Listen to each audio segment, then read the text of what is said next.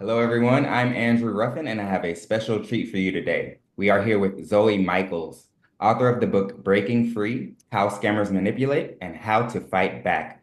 Zoey, thank you so much for being here with me today. It's my pleasure. I'm just thrilled that you're putting together this kind of podcast. Absolutely. Thank you for that. And Zoey, why don't you tell us a little bit about your personal background? Absolutely. So it's funny because I've always thought of myself as a writer. Even before I published, it's how I communicate, it's how I connect even with myself. Mhm. When I try to talk myself into things or when I'm trying to process things, I write. So when I told my friends and family that I was publishing a book, they went, "What?" Because it never occurred to them that that was how I could truly keep and most comfortable communicating. Right. So this was interesting because this current book that I've been talking about on all these other podcasts fundamentally is the reason why I finally stepped out of the shadows and started to publish. Mhm. Sometimes you're comfortable and you're just plugging along your life and you're content just to go through the motions and, earn what you need to support yourself. But sometimes bad things happen, Mhm. and you can either lay there and let it conquer you, or you can let it push you to things that maybe you never thought you would do, but maybe always wanted to do. Wow. Yeah. And that's where I came from. I had what I would call a bad experience. Some might even call it traumatic. Um, and so when I got finished with that, when I finally said enough was enough, I'm done being manipulated. I see you for the scammer that you are. And I went through and processed it, through my writing and tried to figure out, was I just stupid? How on earth did I get me, for a second time in my life? Because I thought I knew what to look for. And so once I understood that no, this is how they work, they are experts, this is what they do, how I reacted, they hurted me right where they wanted. Right. And anyone else in the same situation would have reacted the same way. Right. Once I felt better about that, I decided that I was going to write something. Now, originally, I wrote a fiction book. That was my first thing. I actually wrote the whole book. In fact, planned on a trilogy. But I decided not to publish that because it didn't feel quite what I wanted. I didn't want to just write something to entertain for this particular story. I wanted to create a tool.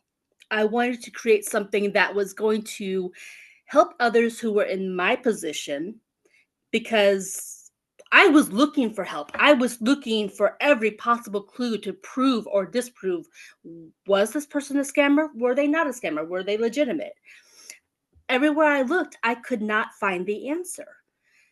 And so I thought, if someone else is in this situation, I want them to find the answer. I want their friends and family, if they happen to be aware, to be able to provide them the tools to get out of that. Or if their friends and family even remotely suspect that their loved one is being manipulated, I want them to have the tools to figure it out and assist them in a way that hopefully that they will hear. Because in my experience, I was told by people who cared about me, we think you're being scammed. But when you are being manipulated that way, that you're heard, you hear that, but you don't fully process it. And so they need to be heard in a way that the person being scammed is fully going to process. That's not going to push them further into the arms of the manipulator, because Right. that's going to happen. You keep telling someone, I think you're being scammed, the person's going to speak to the person manipulating them, and they're going to be convinced all over again that no, you're not being manipulated. Right. There has to be a better way to approach that. I'm hoping that my book is that better way. If someone else has a better way, but then by all means, bring it on. Someone else do better. By just let's create these tools. Let's help these people. Right. So that's where I was coming from with this book. So Wow. book, I'm sorry, I jabber on. That's what I do. No, absolutely. I love it. And it's very, very interesting. Also, it's going to be very helpful. I'm very impressed that you took what happened to you and you not only didn't keep it to yourself, you weren't so ashamed that you couldn't speak about it, right? You turned Yeah. it into a book and maybe it will help somebody else. And that's what we do for, right? Well, I certainly hope so. But here's the thing. The first time I was scammed, I was ashamed. And I was heading that direction even with this one. Hmm. Initially, when I wrote the book, even though I wanted to help people, I did not want my name attached. I Uh, was going to go under a completely different pen name just to keep it separate from all of my other books. But I had to get over that fear. right.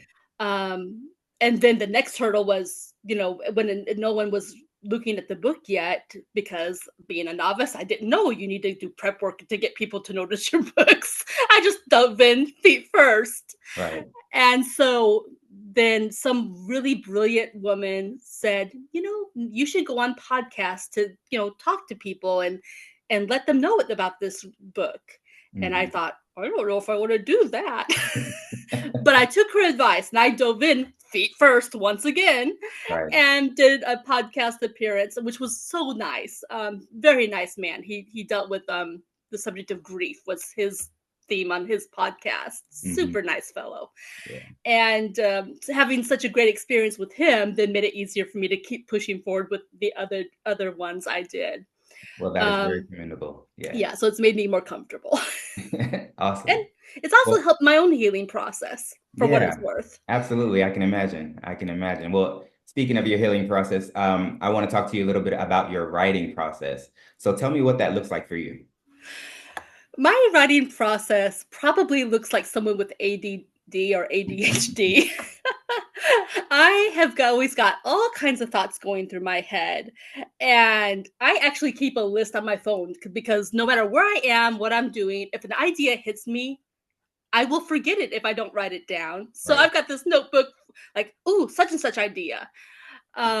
Here's an example. I'm in my kitchen cooking my lunch one day and I'm listening to Kenny Loggins, and I love Kenny Loggins music. There is this one song of his that with the lyric, air that's too angry to breathe, water our children can't drink. Mhm. And inspiration struck. Oh my goodness, there is a science fiction slash maybe hint of romance novel in that line of music. Wow. And so I have an outline and actually have most of the book written for a book I plan to call Angry Air.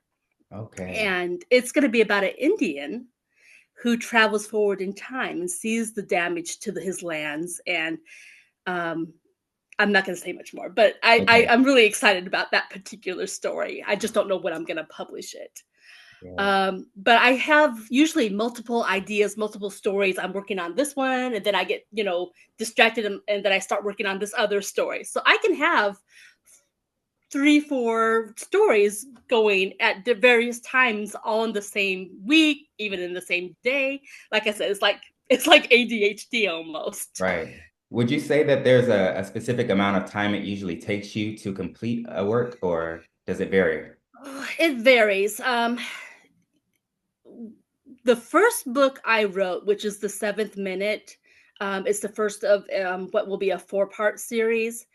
I wrote that one in about a week, but it's a kind of a short book. It's maybe 150 pages at most. It's a short book.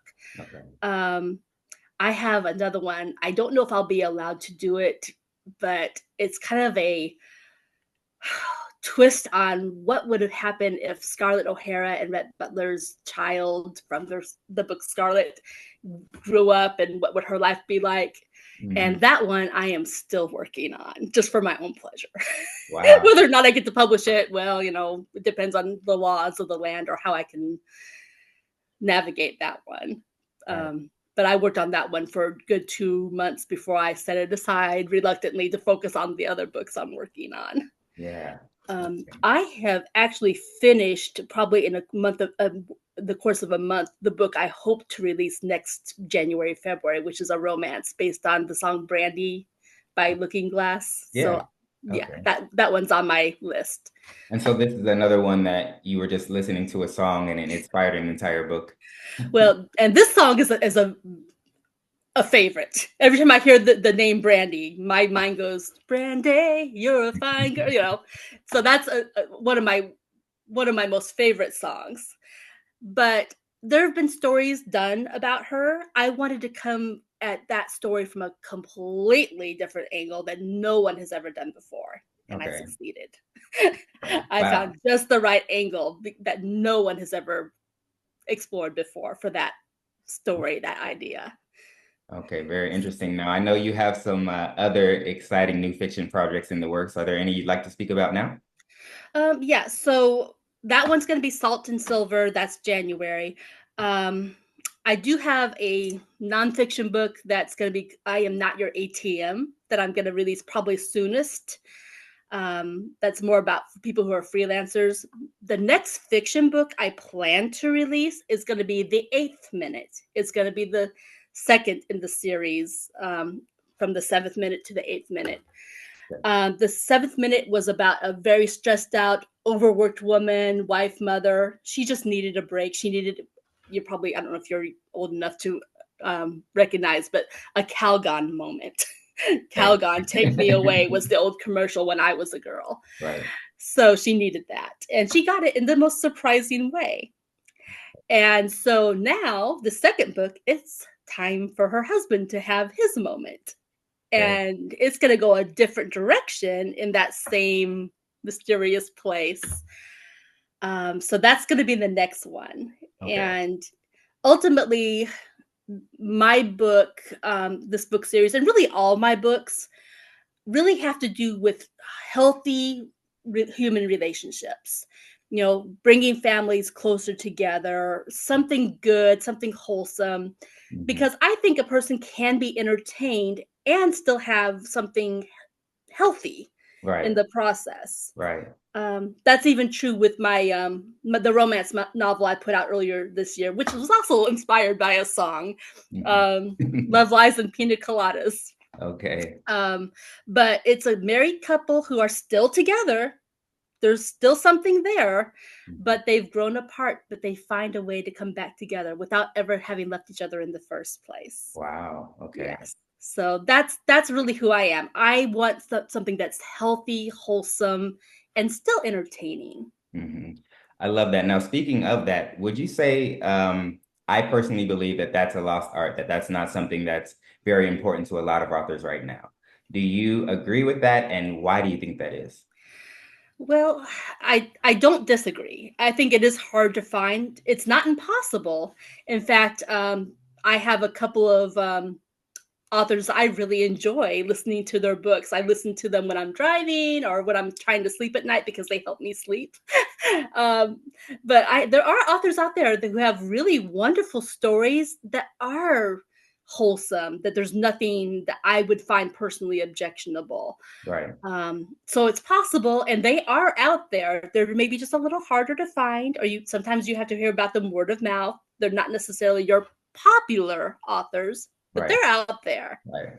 Right. And I definitely agree that there are some out there, but do you think there's any particular reason why we've moved away from those types of books, why the other books are so popular? I think the world we live in, um, this is not my parents' generation. I probably belonged in my parents' generation when times were a little bit more.